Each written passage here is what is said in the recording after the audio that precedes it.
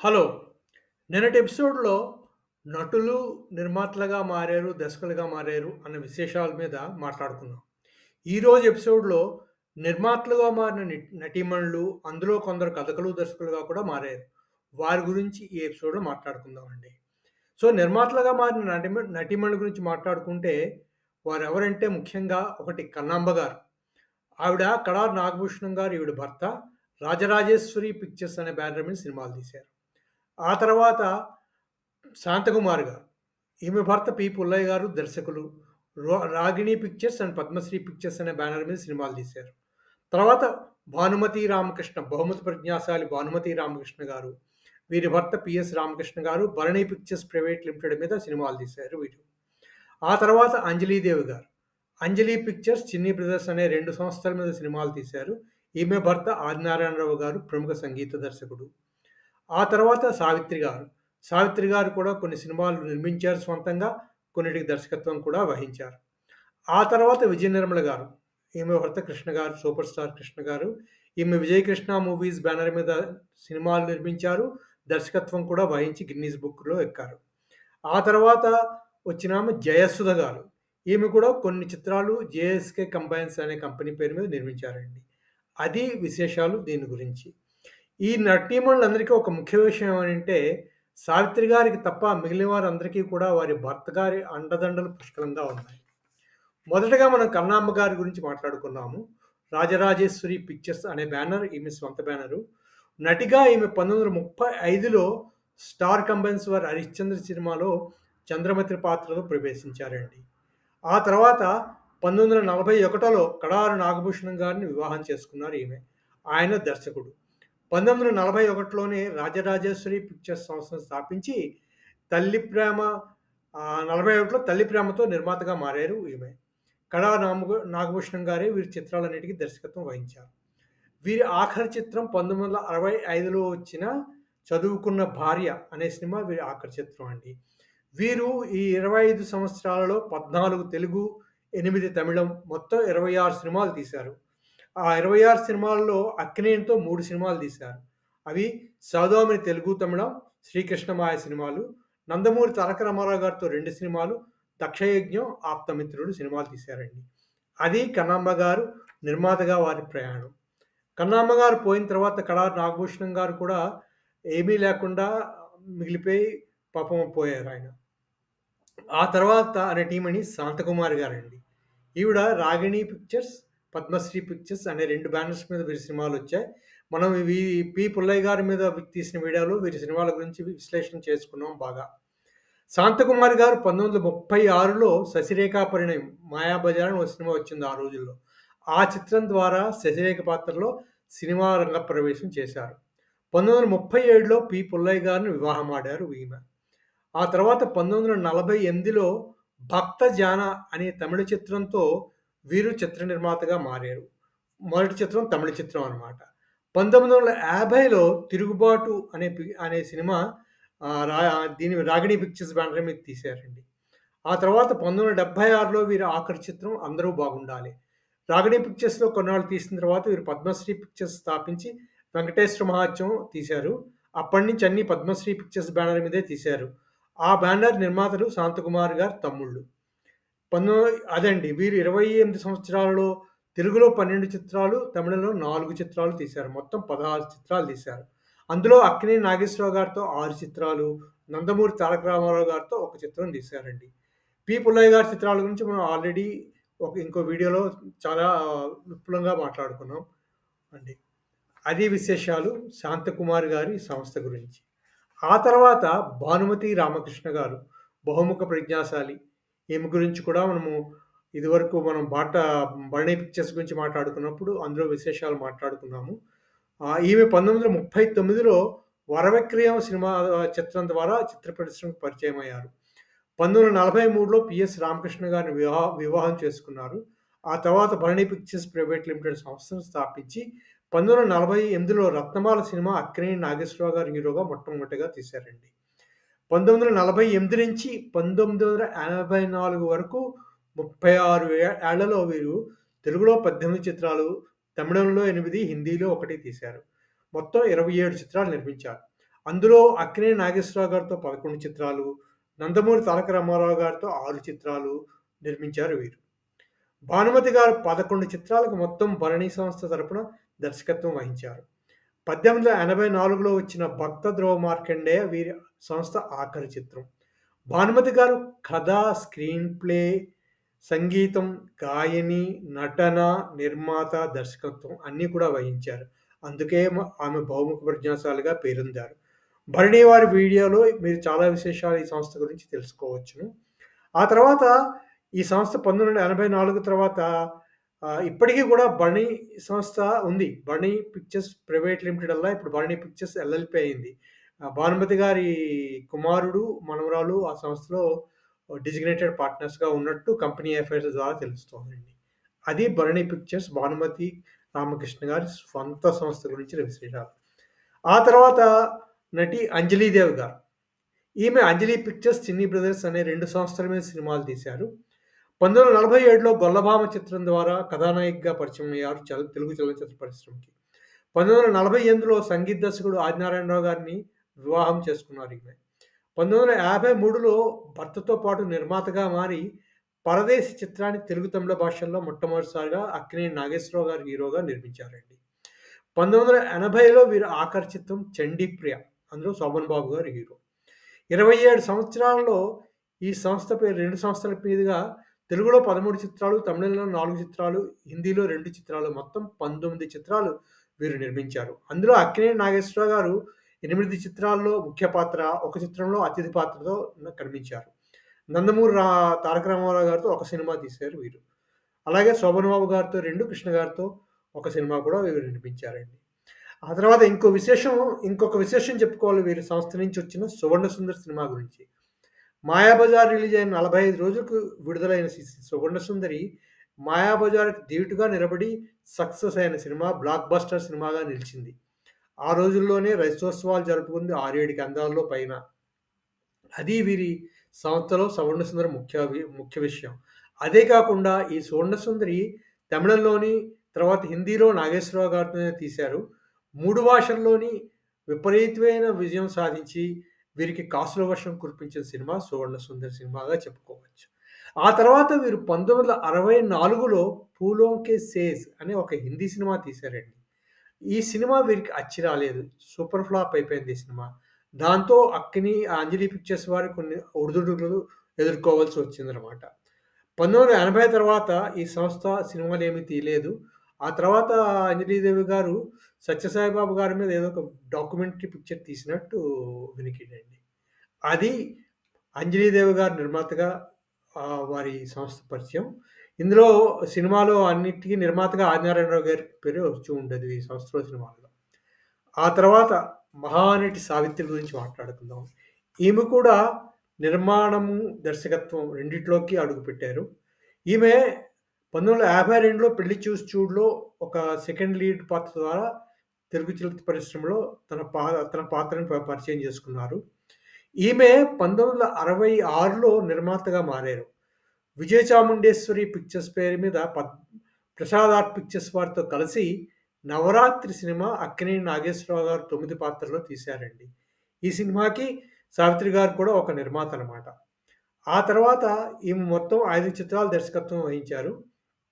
అందులో 4 చిత్రాలు కూడా నిర్మించారు. 1968లో వీరు దర్శకత్వం వహించిన మొదటి చిత్రం 'చిన్నారి పాపలు'. అందరూ మహిళలే ఈ చిత్రానికి పనిచేశారు. ఈ చిత్రానికి ఈమె నిర్మాత కాదు, దర్శకురాలు మాత్రమే. ఆ తర్వాత ఈ 'చిన్నారి పాపలు' కథనే తమిళంలో 1969లో 'కుజంగై ఉళ్ళం' అని తనే నిర్మాత, దర్శకురాలుగా శ్రీ సావిత్రి ప్రొడక్షన్స్ బ్యానర్‌పై తీశారు. ఆ సినిమా ఆడలేదు. ఆ తర్వాత మళ్ళీ 1969లో దర్శకురాలుగా మారిన ఈమె 'మాతృదేవత' అనే సినిమా నందమూరి తారక రామారావు గారితో అట్టూరి పూర్ణచంద్రరావు గారికి తీసి పెట్టారండి. ఆ తర్వాత మళ్ళీ 1971 వచ్చేసరికి ఈమె 'వింత సంసారం' అనే చిత్రం జగ్గయ్య గారితో తెలుగులో తీశారు. సావిత్రి కంబైన్స్ అనే కంపెనీ పేరు మీద. ఇది ఈమె తీసిన సినిమాలు. అది కాకుండా తెలుగు 'మూగ మనసులు' 1964లో వచ్చిన 'మూగ మనసుల్ని' రైట్స్ తీసుకొని ఈమె సినిమా తీశారు తమిళంలో. తమిళంలో ఈ సినిమా పేరు 'ప్రాప్తము'. కానీ ఈ సినిమా తీయడానికి ఆమెకు కొన్ని సంవత్సరాలు పట్టడంతోటి, ఈ సినిమా మొదట్లో 'శివాజీ గణేషన్' గారికి మార్కెట్ ఉన్నప్పుడు స్టార్ట్ అయిన ఈ సినిమా పూర్తయ్యేసరికి 'శివాజీ గణేషన్' గారి మార్కెట్ చాలా తక్కువలో ఉంది. అందుచేత ఆమెకు అనుకున్న వాల్యూకి ఈ సినిమా డిస్ట్రిబ్యూటర్స్ తీసుకోలేదు. ఈ 'ప్రాప్తం' సినిమా 1971లో సావిత్రి గారు నిర్మాత, దర్శకురాలుగా శ్రీ సావిత్రి ప్రొడక్షన్స్ బ్యానర్ మీద రిలీజ్ అయ్యి అట్టర్ ఫ్లాప్‌గా నిలిచింది. దాంతో సావిత్రి గారికి నిర్మాతగా అన్ని చేదు అనుభవాలే మిగిలాయి. ఏ సినిమా కూడా ఆమెకి హిట్ సినిమాగా నిలవలేదండి. అది మహానటి సావిత్రి గారి నిర్మాత, దర్శకురాలుగా ఆమె ప్రయాణం ఈ చిత్రాల్లో. తర్వాత ఇంకొక నటి విజయ నిర్మల గారు. Shri Vijayakrishna movies banner. ఆమె తమ్ముళ్ళు ఈ సంస్థకి నిర్మాతలుగా వ్యవహరించేవారు. తర్వాత 1966లో 'రంగుల రాట్నం' చిత్రంతో విజయ నిర్మల గారు సినిమా రంగ ప్రవేశం చేశారు హీరోయిన్‌గా. ఆ తర్వాత 1973లోనే మలయాళ సినిమా 'కవిత'తో ఈమె దర్శకురాలిగా మారారు. ఆ తర్వాత అదే సంవత్సరం చివరిలో ఈమె తెలుగులో 'మీనా' చిత్రంతో నిర్మాతగాను, దర్శకురాలుగాను కూడా మారారు. శ్రీ విజయకృష్ణ మూవీస్ బ్యానర్ మీద 'మీనా' చిత్రం విడుదలై అఖండ విజయం సాధించింది ఆ ఏడాది. ఆ తర్వాత ఆమె 2009లో వచ్చిన 'నేరము శిక్ష' అనేది ఆమె ఆఖరి చిత్రం దర్శకురాలుగా, అలాగే విజయకృష్ణ మూవీస్ సంస్థకు కూడా అప్పుడు వచ్చిన చిత్రాల్లో అదే ఆఖరి చిత్రంగా నిలిచింది. ఈమె 45 సినిమాల వరకు దర్శకత్వం వహించి గిన్నీస్ బుక్ ఆఫ్ రికార్డ్స్‌లో మహిళా దర్శకురాలు, అత్యధిక చిత్రాలు దర్శకత్వం వహించిన మహిళా దర్శకురాలుగా కూడా పేరుగాంచారండి. కృష్ణ వీరి వెనక నిలిచారు ఈమెకి ఈ విజయకృష్ణ మూవీస్ సంస్థ కోసం, అన్ని సినిమాల కోసం అన్నమాట. అన్నీ కృష్ణ గారి సమర్పణలో వచ్చాయి. ఇంకో విషయం ఏంటి చెప్పాలంటే అక్కినేని గారితో 'హేమాహేమీలు' చిత్రం తీశారు ఈమె కూడా. ఆ తర్వాత చెప్పుకోవాల్సిన నటీమణి జయసుధ గారు. సహజ నటి జయసుధ గారు. ఈమె కూడా 1972లో 12 కాపురంలో చిత్రం ద్వారా చిన్న పాత్రతో రంగప్రవేశం చేశారు. 1975లో 'లక్ష్మణ్ రేఖ' సినిమాతో హీరోయిన్‌గా చిత్ర పరిశ్రమలో ప్రవేశించారనమాట. ఆ తర్వాత 1986లో ఈమె నిర్మాతగా మారి మొట్టమొదటిగా అక్కినేని నాగేశ్వరరావు గారితోటి 'ఆది దంపతులు' అనే చిత్రం నిర్మించారండి. ఈ చిత్రం వారికి సూపర్ హిట్ చిత్రంగా నిలిచింది. ఆ తర్వాత ఒక 6 చిత్రాలు తీశారు ఈమె. ఒకటి 'కాంచన సీత', 'కలికాలం', ఒక హిందీ సినిమా 'మేరే పతి సిర్ఫ్ మేరే హై', 'అదృష్టం', 'వింత కోడళ్ళు', ఆఖరిలో 2000లో 'హ్యాండ్స్ అప్' అనే సినిమా తీశారండి. కొన్ని సినిమాలు బాగానే ఆడినా, కొన్ని సినిమాలు వీరికి మరీ అంత బాగా ఆడకుండా నష్టాలనే మిగిల్చాయని చెప్పుకుంటారండి. ఈ ఏడుగురు నటీమణులతో ఇది విశేషాలు. ఈమె మొత్తం 7 సినిమాలు తీశారు జయసుధ గారు. జేఎస్‌కే కంపెనీ పేరు మీద. అలా 7 నటీమణులు నిర్మాతలుగా మారారు. అందులో 3 దర్శకులుగా మారారు, పేరు తెచ్చుకున్నారు. అవి నటీమణులు, నిర్మాత, దర్శకులుగా మారిన విశేషాలు. ఇవండి. ఈ విశేషాల్లో ఇంకొక విశేషం చెప్పుకోవాల్సిందేంటంటే, ఈ నటీమణుల అందరి సినిమాల్లో కూడా అక్కినేని నాగేశ్వరరావు గారు నటించారు. విజయ నిర్మల గారు, జయసుధ గారు సినిమాల్లో ఒక్కొక్క సినిమాల్లో నటించారు. అలాగే సావిత్రి గారు. వీళ్ళ ముగ్గురు సినిమాల్లో ఒక్కొక్క సినిమాలు వాళ్ళు ప్రథమ సినిమా సావిత్రి గారు, జయసుధ గారు తీసిన మొట్టమొదటి సినిమాలో అక్కినేని నాగేశ్వరరావు గారే హీరో. మిగిలిన వారి సినిమాల్లో చెప్పుకున్నాం కదా ఎన్నెన్ని చిత్రాల్లో నటించారో. అదండి ఇంకో విశేషం వీరి గురించి చెప్పుకోవాల్సింది. తర్వాత మనం ఇంకా ఇప్పుడు నటీమణుల గురించి మాట్లాడుకున్నాం. నిన్న వీడియోలో నేను 14 మంది నటుల గురించి చెప్పాను. అందులో ఒక ఇద్దరు హాస్య నటులు కూడా నిర్మాతలై చిత్రాలు నిర్మించారు. వారి గురించి చెప్పడం మర్చిపోయాను. వారిద్దరూ రేలంగి వెంకటరామయ్య గారు, రాజబాబు గారు ఉన్నారండి. రేలంగి వెంకటరామయ్య గారు 1935లో శ్రీకృష్ణ తులాభారంతో హాస్య నటుడిగా చిత్రరంగ ప్రవేశం చేశారు. వీరు 1960లో తిరుమల పిక్చర్స్ అనే కంపెనీ పేరు మీద సమాజం అనే ఒకే ఒక సినిమా నిర్మించారు. ఆ సమాజం చిత్రంతో ఆయన రాజబాబు గారిని హాస్యనటుడిగా చిత్ర పరిశ్రమకు పరిచయం కూడా చేశారు. అదే ఆర్ నాగేశ్వరరావు గారికి కూడా ఆఖరి చిత్రంగా నిలిచిందండి. ఆనాటి విలన్ ఆర్ నాగేశ్వరరావు గారికి. తర్వాత రాజబాబు గారు.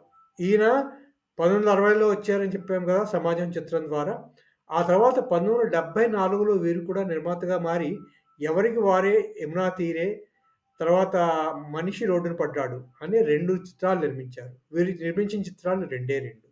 వీరిద్దరి విషయం నిన్న నేను చెప్పుకోలేదు కాబట్టి ఇది కొంచెం చెప్దామని ఈరోజు చెప్పానండి. అది విశేషాలు. ఇకపోతే మనం చూసినట్టు నటీమణులకు కానీ, నటులకు కానీ ఒక మంచి సపోర్ట్ ఉన్నప్పుడు వాళ్ళ సంస్థలు బాగా పైకొచ్చాయి. నటీమణుల్లో చూసుకున్నాము. నటీమణులు భర్తలు అండగా ఉన్న సంస్థలన్నీ కూడా వాళ్ళ సినిమాలు బాగానే చేశారు. ఒక 'సావిత్రి' గారికే ఎవరు అండ లేకపోవడంతో ఆమె చిత్రాలు బాగా ఆడలేకపోయాయి. మిగిలిన వారి చిత్రాలన్నీ బాగా నడిచాయి. సంస్థలు కూడా బాగానే నడిచాయి. సినిమాలన్నీ కూడా ఏవి కూడా పూర్తిగా లాస్ వచ్చిన సినిమాలు కాదు. కొందరైతే 'ఆణిముత్యాలు' లాంటి సినిమాలు కూడా తీశారు. భానుమతి గారి సంస్థలోని, అంజలీదేవి గారి సంస్థలోని. అది అండి విశేషాలు. అలాగే నటులలో కూడా చూసుకుంటే, నటులు కూడా వాళ్ళకి వెన్నెముకలుగా ఉన్నవాళ్ళు, వాళ్ళ తమ్ముళ్ళు వాళ్ళు ఉన్న సంస్థలన్నీ బాగా విస్తరించాయి. ఎన్‌ఏటి చూసుకుంటే రామారావు గారికి 53-71 వరకు వారి తమ్ముడు నందమూరి త్రివిక్రమరావు గారు వెన్నంటి ఉండేవారు. ఆయనతో ఉండడం వల్ల వారి ఎన్‌ఏటి సంస్థ, ఎన్‌ఏటి రామకృష్ణ కంబైన్ సినిమాలన్నీ బాగా ఆడేవి ఆ రోజుల్లో. తర్వాత రామకృష్ణ సినీ స్టూడియోస్ వచ్చాక రామారావు గారు నిర్మాతగా ఉండేవారు. తర్వాత హరికృష్ణ గారు నిర్మాతగా ఉండేవాళ్ళు. తర్వాత వారి తమ్ముడు రామకృష్ణ గారు నిర్మాతగా అయ్యారండి. అలా అన్నాళ్ళు ఆ సంస్థలు నడిచాయంటే 1953 నుంచి 2000 వరకు వీరి కంట్రిబ్యూషన్ కూడా వాటిలో ఉందనమాట. అలాగే పద్మాలయ సంస్థకి ఆదిశేషగిరిరావు గారు, హనుమంతరావు గారు వెన్నెముకగా నిలిచారు. ఆదిశేషగిరిరావు గారు చివరి వరకు ఆయనే ఆ సంస్థ వ్యవహారాలన్నీ చూస్తూ ఉండేవారు కృష్ణ గారి తరపున. 2004 తర్వాత పద్మాలయ సంస్థ కూడా సినిమాలేమి తీయలేదు. తర్వాత అలాగే కైకాల సత్యనారాయణ గారికి వారి తమ్ముడు కె. నాగేశ్వరరావు గారు రమా ఫిల్మ్స్‌కి ఆయన అండదండగా ఉండేవాళ్ళు.